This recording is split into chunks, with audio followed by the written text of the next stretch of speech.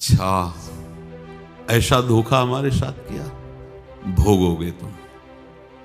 ये जो निकलता है ना भोगोगे, ये अकाट्य होता है। क्योंकि किसी का भी हृदय, मान लो किसी भी जीव जंतु को आप कष्ट दें और उसका हृदय आह भर जाए, तो वो आह वज्र की लेखे तुम्हें भोगना पड़ेगा। वो आह किसी की ना लेना जिंदगी। कोई ऐसा कोई आह भर करके कह दिया तुम समर्थ हो, हम तो कुछ कर नहीं सकते, और अंदर से दुखी, फिर तुम्हारी सामर्थ्य काम नहीं करेगी, मिट्टी में मिला देगी। ऐसा नहीं कि आप जो कर रहे हैं कोई देख नहीं रहा, कोई हिसाब किताब नहीं, जो कर रहे हैं अवश्य में भोक्तव्यम, बहुत सावधान।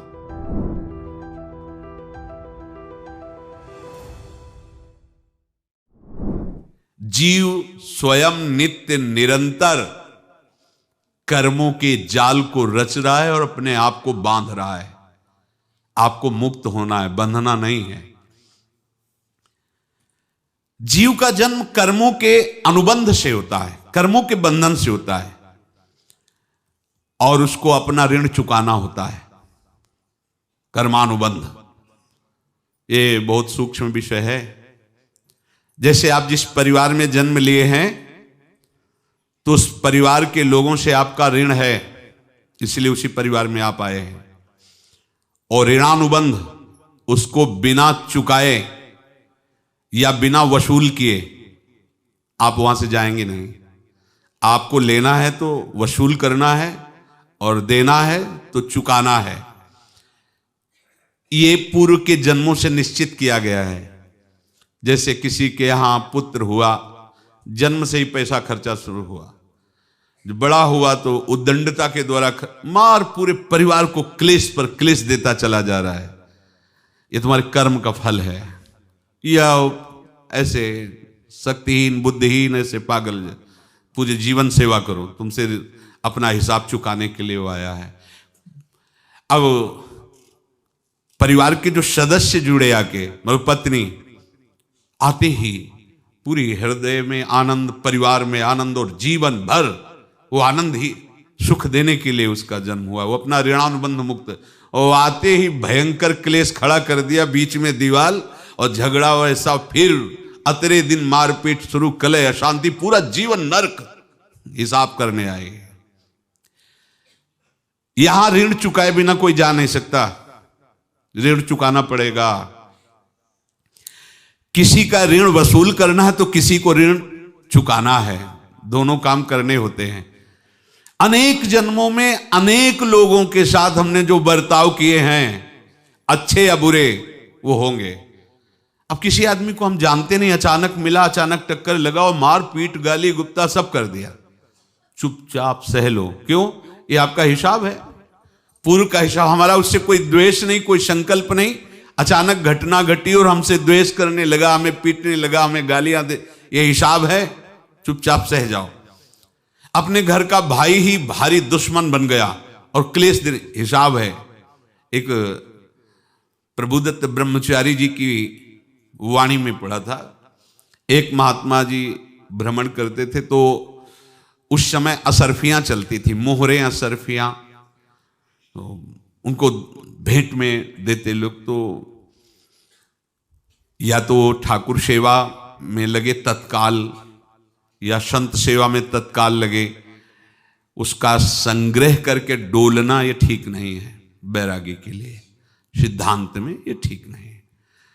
तो जब 2, 4, 6, 8 ऐसे मोहरे हुई, तो उन्होंने विचार किया कि और भ्रमण करके जब काफी मोहरे हो जाएंगी तो प्रयागराज में जब कुंभ पड़ता है, एक बार पूरे सब अखाड़े के संतों को, अलग अलग संप्रदाय सब संतों को बुलाएंगे और सबको पवाएंगे।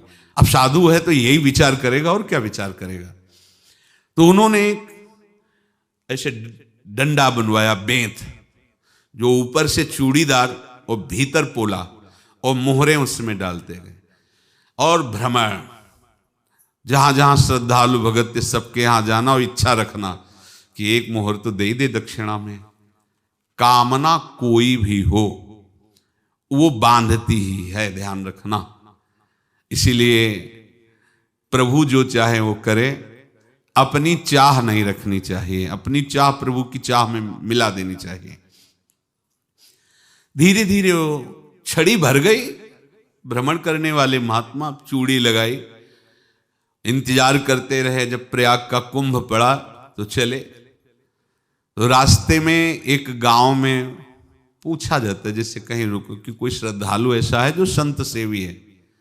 तो कुछ लोगों ने बताया, हाँ एक परिवार है बहुत संत सेवी है और आपको मिलाते हैं उनसे। आइए महाराज, घर में रुका। खूब अच्छा हलवा पूड़ी पवाया और जो घर के मालिक थे चरण दबाए। चरण दबाते दबाते उनकी दृष्टि पड़ी उस डंडे पे। इतना मोटा और ऊपर से कुछ चूड़ी सी भी नजर आ रही, इस डंडे में तो कोई रहस्य है ही है। अब महात्मा जी को खवा पिला के सुला दिया। महात्मा जी जब सो गए तो पत्नी से धीरे से कहा, वो डंडा लाओ बाबा जी का डंडा। वो चूड़ीदार जो ही खोला पलटाया तो सैकड़ों मोहरे। ऐसे संत रोज पधारे भगवान, तुम आनंद हो जाए फिर क्या। पत्नी से कहा, नाप के कंकड़ लाओ। वो तो महात्मा जी तो खाए खीर पूड़ी, आराम से सो रहे। रात में पूरी प्लानिंग करके उसमें कंकड़ भर के चूड़ी लगाकर सिराने रख दिया, सारी मोहरें हटा ली। महात्मा जी आराम से छड़ी उठाए तो वजन पक्का। वैसे बड़े लोग चतुर होते हैं, पर ये नहीं जानते कि कर्म कितना भयानक होता है। और उनकी कोई संतान नहीं थी, पर धन में इतना प्रेम उनको था।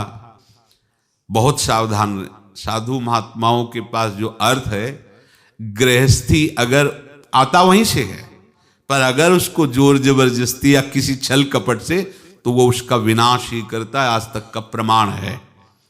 अब उनको ये भाव पता नहीं होगा, या पता होगा